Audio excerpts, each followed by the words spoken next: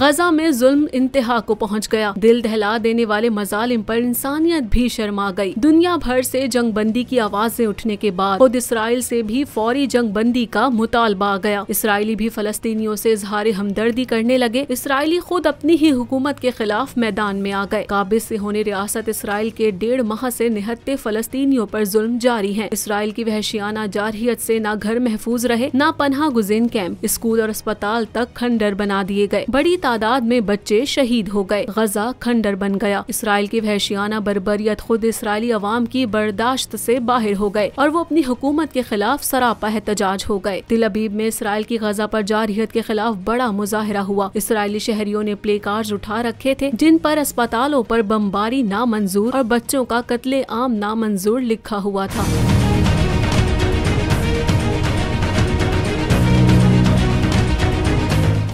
Subscribe करें और bell दबाएं ताकि कोई खबर रह न जाए।